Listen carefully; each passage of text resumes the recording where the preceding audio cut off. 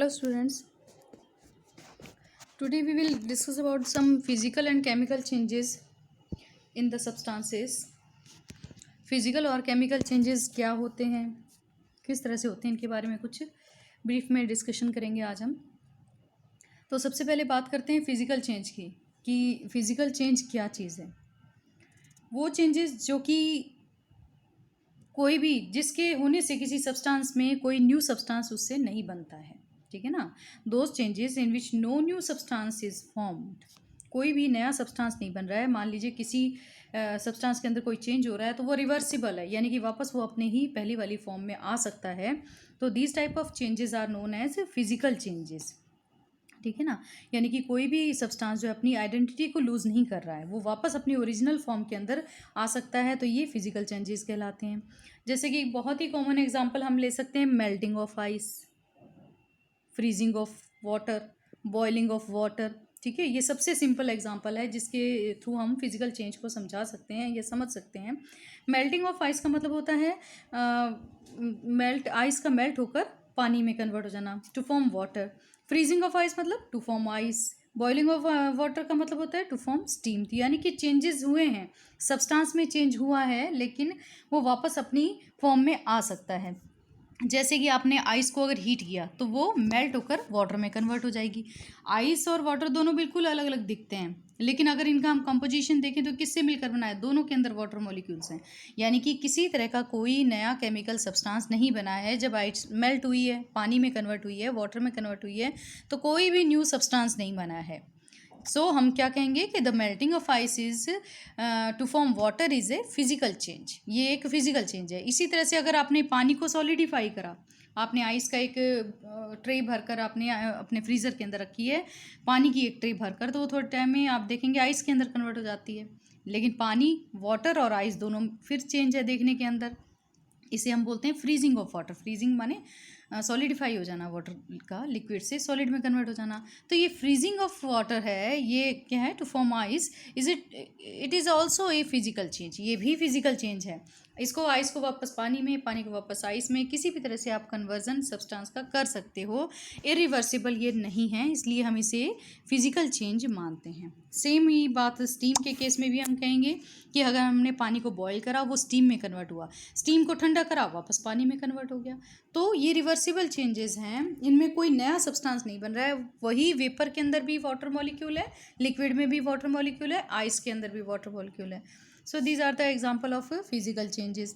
एक और सिंपल सा एग्जाम्पल बता देती हूँ मैं आपको, वो है इलेक्ट्रिक बल्ब का। जैसे कि आप स्विच ऑन कर रहे हैं तो बल्ब ऑन हो गया, स्विच ऑफ किया बल्ब ऑफ हो गया। स्विच ऑन करने पर बल्ब ऑन क्यों हो रहा है? Because there is an electric current which is passes through it's filament, है ना। जो बल्ब के अंदर आपने देखा है बारीक सा वायर सा, वो फिलामेंट है। फिलामेंट के अंदर क्या होता है, जब आप स्विच ऑन कर रहे हैं तो इलेक्ट्रिक करंट मूव करना शुरू कर रहा है, उसके अंदर पास होना शुरू होगा। जैसे ही मूव उसके अंदर इलेक्ट्रिक करंट जाएगा तो ये फिलामेंट जो है ये कैसा है, ये बहुत ही ज़्यादा हीट एब्जॉर्ब करके एकदम वाइट हॉट हो जाता है। And it glows to give light, एकदम से इसमें से लाइट चमकने लगती है, ग्लो करने लग जाता है। जैसे ही आपने स्विच ऑफ किया, करंट जो है वो ऑफ हो गया, यानी कि करंट कट हो गया, रुक गया, नहीं जा रहा है आगे। अब वो वापस क्या होगा, अपने नॉर्मल कंडीशन में आ जाएगा, यानी कि बल्ब आपको बंद दिखाई देगा, उसमें लाइट नहीं जलती हुई दिखाई देगी। So glowing of an electric bulb is also a physical change. तो आप ये 2-3 एग्जाम्पल के थ्रू आराम से इस फिजिकल चेंज को बता सकते हैं, लिख सकते हैं इसके बारे में, ठीक है। अब अगर मैं बात करती हूँ टेम्परेरी चेंज होता है फिजिकल चेंज में, ये भी लिख सकते हैं आप।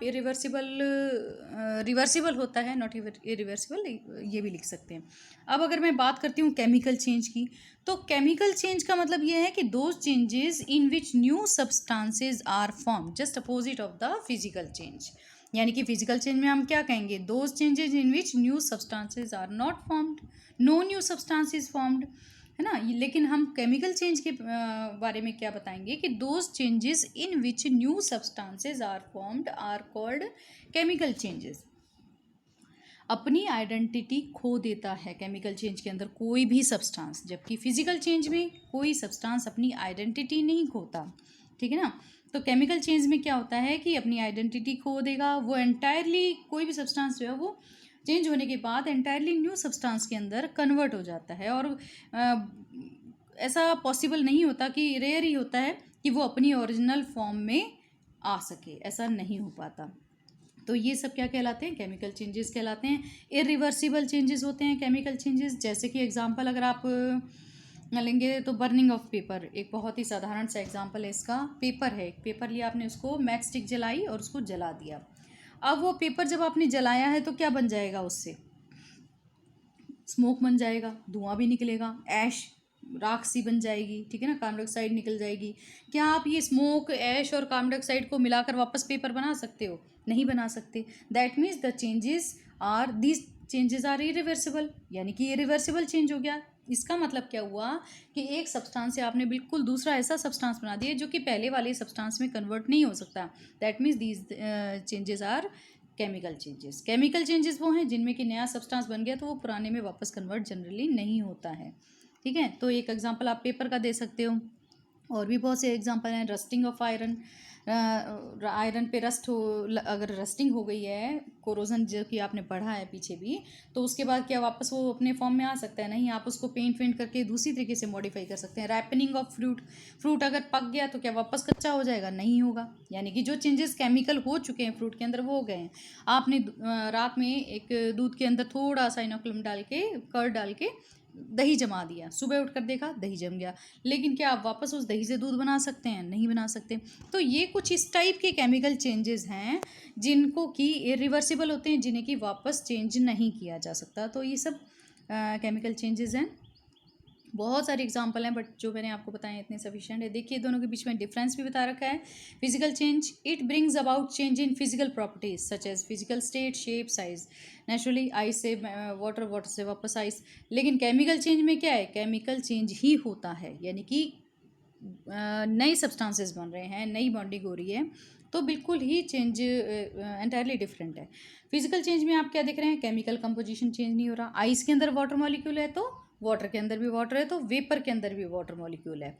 लेकिन अगर आप यहाँ पर, जैसे कि मैंने आपको पेपर का एग्जांपल दिया था कि पेपर एक अलग चीज़ है, बट उससे जो स्मोक बना वो अलग है, ऐश बना वो अलग है, कार्बन डाइऑक्साइड निकला वो अलग है।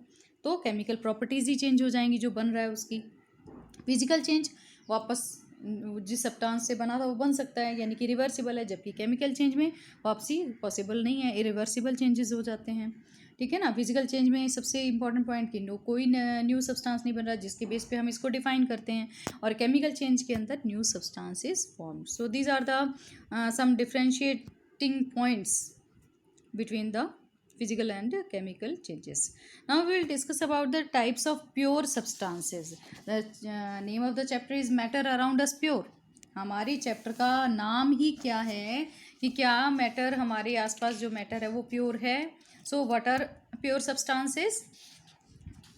बहुत ही स्टार्टिंग में बता दिया था, बट चलो एक लाइन में रिपीट कर देती हूँ। A pure substance is one which is made up of only one kind of particle, जो कि सिर्फ एक तरह के पार्टिकल से मिलकर बना हुआ है।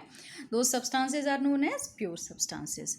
खैर हमें यहाँ पर डिस्कस करना है टाइप्स को। ये प्योर सब्सटेंसेज की जो टाइप्स हैं उन्हें डिस्कस करना है। प्योर सब्सटेंसेज को हम सिर्फ दो टाइप्स के अंदर डिवाइड करते हैं, एलिमेंट्स और कंपाउंड्स। एलिमेंट्स क्या होते हैं, कंपाउंड्स क्या होते हैं? अगर बिल्कुल सिंपल लैंग्वेज में, सिंपल भाषा में मैं कहना चाहूँ तो एलिमेंट्स क्या हैं?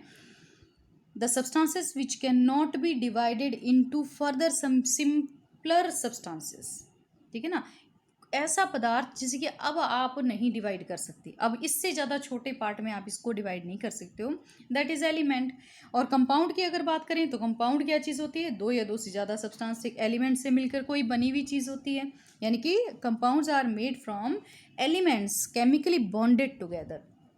ऐसे एलिमेंट्स जिनके बीच में बॉन्डिंग हो जाती है, बॉन्ड्स फॉर्मेशन हो जाते हैं और वो मिलकर एक कंपाउंड बना देते हैं। तो इस तरह से ये बिल्कुल सिंपलेस्ट भाषा में मैंने दोनों की डेफिनेशन बताई है आपको। Pure substances are divided into two types, elements and compounds. तो एलिमेंट्स को सबसे पहले हम डिस्कस करेंगे, क्या होते हैं एलिमेंट्स। जैसा कि अभी जस्ट बताया था कि ऐसा सब्सटेंस जिसे कि आप फर्दर आगे ब्रेक डाउन नहीं कर सकते, स्प्लिट नहीं कर सकते उसके सिंपलर सब्सटेंसेस के अंदर, चाहे बेशक आप उसको हीट गर्म करो, इलेक्ट्रिक करंट पास करो, उसमें से कुछ भी करो, पर वो अब और फर्दर ब्रेक डाउन नहीं होता। So we can define that an element is a substance which cannot be split up into two or more simpler substances by the usual chemical method. Like applying heat, like applying light और electric energy etcetera. जैसे कि hydrogen का एक atom ले लिया आपने, एक element है, इसको आप स्प्लिट करेंगे तो दो या दो से ज़्यादा सब्सटेंसेस, मतलब दो में भी नहीं कन्वर्ट हो सकता, दो से ज़्यादा क्या, तो क्या है ये, इसको बेशक आप हीट करो, इलेक्ट्रिक करंट प्रोवाइड करो, कुछ भी करो। इसी तरह से ऑक्सीजन, अगर एक सिंगल ऑक्सीजन एटम है तो इसे आप दो या दो से ज़्यादा पार्ट्स के अंदर डिवाइड नहीं कर सकते हैं।